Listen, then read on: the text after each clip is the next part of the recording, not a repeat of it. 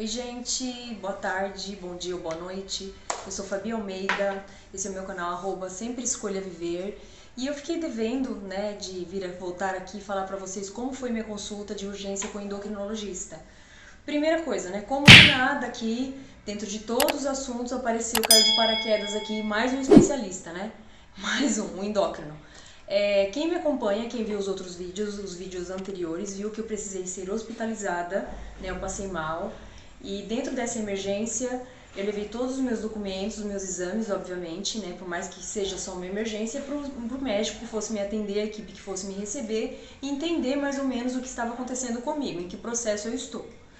E quando eu tive alta, quando eu recebi alta, a médica que me acolheu, que me recebeu, ela viu os exames, ela viu o ultrassom de pescoço e tireoide, que é o primeiro que eu tenho de laudo de imagens, foi o primeiro que eu fiz.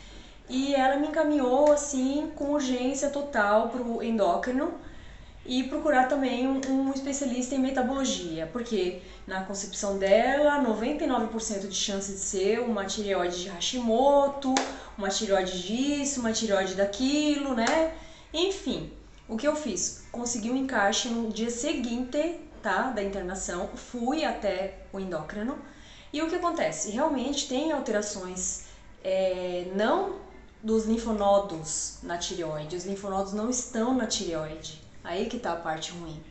Por isso, quando eu gravei um pré-vídeo, um videozinho curtinho, um shortzinho, eu falei naquela questão daquele fiozinho de esperança, que por mais que a gente tenha QI, seja inteligente, de intelecto, e a gente seja realista, a gente ainda se apega. Porque se fosse uma questão de cirurgião só de pescoço, de tireoide, de endócrino, resolveria dessa forma. Mas os meus linfonodos são especificamente no meu pescoço e na minha região da minha garganta, tá? Essa é a notícia ruim que eu recebi por parte do endocrinologista, inclusive o próprio ficou triste pelo meu caso. Ele mesmo falou pra mim, se compadeceu e me disse que ele gostaria muito, inclusive, muito, de apenas me prescrever uma receita ou com um tratamento hormonal ou alguma coisa do tipo, ou um encaminhamento para um cirurgião de cabeça e pescoço, se fosse o caso, de repente, de, extrair essa tireoide, ou tratar esse Hashimoto, Tô quase pedindo o telefone, o contato desse Hashimoto, deve ser algum doutor muito bom, porque já é a segunda vez que eu escuto falar que eu devo estar com tireoide Hashimoto. Só que, gente, eu não tenho esses linfonodos só nessa região, já expliquei isso mais de 1000 vezes aqui. Eles estão espalhados pelo meu corpo em pontos específicos e os outros pontos eu ainda não sei, porque eu não sei. Por que eu não sei? Eu não fiz um PET scan ainda, não é verdade? Eu não fiz um PET scan. Eu vou fazer agora segunda-feira o restante dos exames de imagem. Segunda-feira agora amanhã, no caso, pela manhã. Quarta-feira eu tenho hemato novamente, o doutor que tá aqui, que me atendeu a primeira vez, o doutor Flávio. E aí a gente vai ver o que vai desenrolar, porque ele também não sabe que eu já passei no endocrinologista. E assim, claro que ele tem que ir destacando ou descartando, enfim, as outras hipóteses, que não seja um linfoma, que não seja isso, que não seja aquilo outro. Ele tem que fazer isso, a parte dele, isso é a parte dele, inclusive, Mas ele também, lá atrás, quando me deu as guias de todos os exames, também falou, assim como a emergencista, que 99% de chance de ser problema de tireoide. E eu nunca tive distúrbio de tireoide. Isso que eu achei estranho. Falei pra ele, mas eu sempre fiz todos os meus exames de hormônios, sempre. Sempre estiveram todos ok. Eu nunca tive um distúrbio em nenhum hormônio. E aí ele falou, aí que tá a característica. Isso pode acontecer muito, inclusive. Acontece com muitas pessoas, os exames estarem perfeitos, os hormônios perfeitos, e a pessoa ainda assim estar com uma doença de Hashimoto. De novo Hashimoto, Só que na quarta-feira, surpreendentemente, quando eu retornar nele, ele não sabe que eu já passei, eu já me adiantei. Eu já fui no endocrinologista. E não tem nada de errado. O que acontece com a minha tireoide é uma questão que eu já sabia, eu tenho um metabolismo muito acelerado, e o que está acontecendo agora em relação a isso é o quê? O que deu de alteração sanguínea não é TSH, não é TS4, são exames específicos, tá? Não são esses exames básicos, não.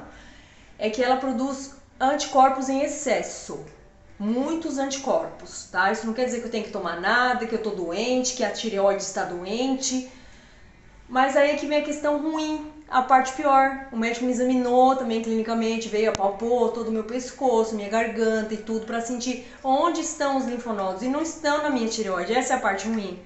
Mas que eu já sabia, obviamente, mas a gente ainda quer ter aquele fiozinho, como eu falei, de esperança. Porque eu não tenho só aqui, como eu falei, gente, eu tenho na axila. Essa axila aqui é uma axila que eu nem tinha sentido, eu nem sabia que eu tinha aqui. Quem sentiu foi o próprio hemato no dia que ele me examinou. Linfonodo grandes na virilha, pelo lado de dentro, porque os menores, vamos dizer assim, que são visíveis, que estão para fora, que eu já vejo já há um tempo, na região inguinal, entendeu? Então, assim, quem vai ter que dar continuidade a isso, essa investigação, a tamanhos, proporções, estágios ou não, definição de diagnóstico realmente, porque assim, gente, existem milhares e milhares e milhares e milhares de linfonodos e tamanhos e medidas e protocolos de tratamento, e linfoma existe de Hodgkin e não Hodgkin, tá? E curiosamente, no meu laudo, já que eu já fiz, eu nem falei sobre isso com vocês ainda, porque eu queria fechar tudo isso com um hematologista, com um profissional só, para poder chegar aqui e falar claramente, mas no raio-x que ele pediu do meu pulmão, do meu tórax, para sair já o mediastino, ele já vem com o CID, ele vem com o laudo, porque tem um especialista para laudar. É um oncologista? Claro que não. É especialista em imagem, tá? Ele já tem pontos específicos, tá? Aquelas pontos de linfonodos, de tumores mesmo caroços, tá? Na região do mediastino ali, naquela região. E ele já vem com o CID, porque o encaminhamento ele vai com uma pergunta, tá? A guia do médico. Ele sempre vai com uma hipótese diagnóstica. Então ele questiona linfoma, né? Uma interrogação bem grande na frente. Quando ele me devolve isso, que foi aquele que eu fiz de urgência, que eu até gravei o vídeo que eu estava num pronto-socorro, para conseguir fazer mais rápido e tentar adiantar, quando eu recebo esse laudo e essa imagem, quando eu olho a imagem eu já vi, tá? Porque como eu falei, eu não sou burra, não sou médica, mas não sou burra. Quando ele vem uma resposta já com o laudo. O laudo ele é uma resposta. Então ele já vem um laudo com CID, linfoma, linfonodos não especificados, linfoma de não Hodgkin. É assim que está o meu CID no meu laudo, entendeu? Isso do meu pulmão, do meu tórax aqui, dessa região. Então assim, gente, na quarta eu já coloquei na minha cabeça uma coisa, isso se torna exaustivo, só quem tá numa busca de um diagnóstico. Eu não tô aqui sofrida porque eu tô doente, porque eu vou questionar isso, eu vou questionar aquilo, eu não quero estar doente. Claro que ninguém quer estar doente, eu não tô falando isso. E eu também não estou procurando uma doença porque eu quero estar doente. Já falei e vou repetir aqui, ninguém quer ter um câncer na vida, ninguém. Tá bom? Agora eu vou te falar uma coisa, eu só saio daquela sala, daquele consultório com um pedido de um PET scan.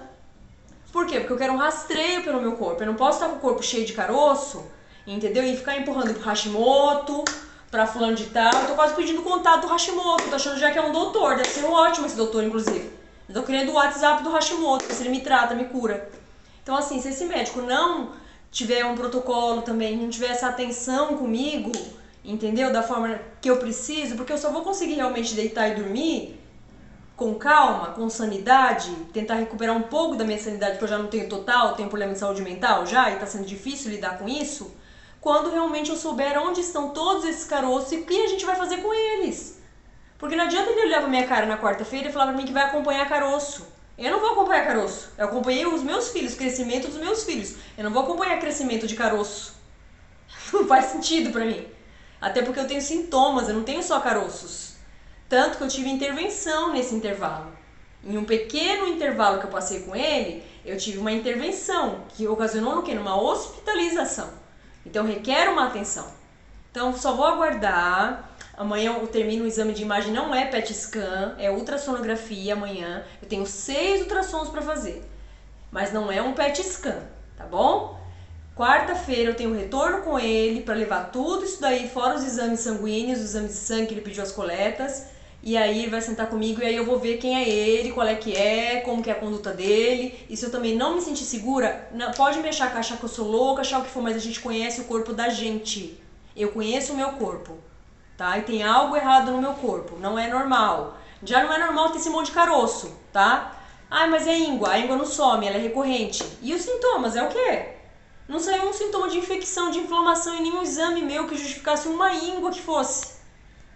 Entendeu? Então é isso, tá, gente? Eu só vim aqui trazer essa satisfação a vocês, porque eu fiquei de trazer realmente desde o dia da consulta e não trouxe, não gravei o vídeo. Por quê? Primeiro porque foi um dia que, eu vou ser bem franca com vocês, me abateu sim.